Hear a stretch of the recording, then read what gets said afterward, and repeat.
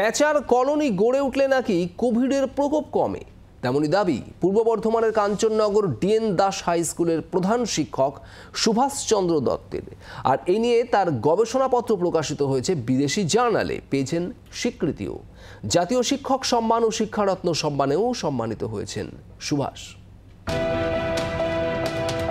Burn আউল, লক্ষ্মী প্যাঁচা, হুতুম প্যাঁচা, কাল প্যাঁচা নিয়ে সুভাষবাবুর বিরাট সংসার। পূর্ব বর্ধমানের কাঞ্চননগর ডিএন দাস হাই স্কুলের প্রধান শিক্ষক তিনি। নিজে বিজ্ঞানের ছাত্র হওয়ায় জীব বৈচিত্র্যে পশু পাখিদের অবদানের কথা বারবার তুলে ধরেছেন। কিন্তু পেঁচা নামের নিশাচরের প্রতি তাঁর তীব্র টান কেন? প্রধান শিক্ষক মহাশয়ের দাবি, তিনি এক গবেষণায় পেয়েছেন যে এই পেঁচারা সামাজিক প্রতিষেধক হিসেবে কাজ করছে এবং সেজন্যই কোভিডের প্রভাব তত তীব্র হতে পারেনি কাঞ্চননগর এবং সন্নিহিত এলাকায়।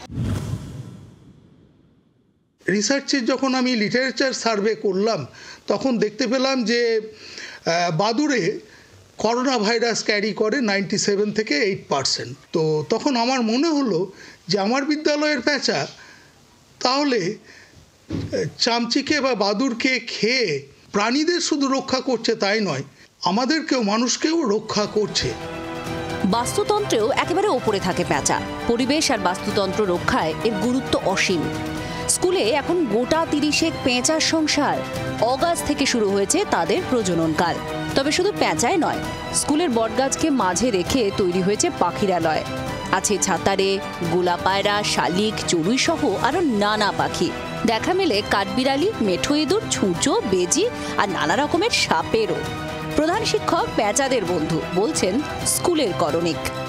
স্যার যেভাবে ওদেরকে ডাকা খোঁজা করে যাওয়ার সময় আসার সময়, সাংঘাতিকভাবে তাদের হচ্ছে রিপারকেশন এবং তার সাহা। কিন্তু কিভাবে হলো কোভিড সংক্রান্ত এই চমকপ্রদ আবিষ্কার? অক্টোবর, নভেম্বর, ডিসেম্বর এই 3 মাসে হঠাৎ করে দেখলাম পিলেটগুলো গোল গোল রসগোল্লার মতো হতে শুরু করে। ওই পিলেটগুলো ক্র্যাশ করে দেখা যাচ্ছে বাদুড় বা চামচিকে এরা খাচ্ছে। সুভাষের দাবি, বাদুড় আর চামচিকেই কোভিডের প্রত্যক্ষ বাহক। সেই কোভিড বাহকদের খেয়ে কোভিডের বিপদকেই আদতে লঘু করে প্যাঁচারা। তাই এই প্যাঁচা কাহিনী ছড়িয়ে পড়েছে নানা দিকে।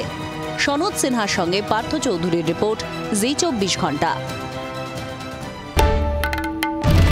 বাংলার আওয়াজ, বাঙালির আবেগ, জি 24 ঘন্টা।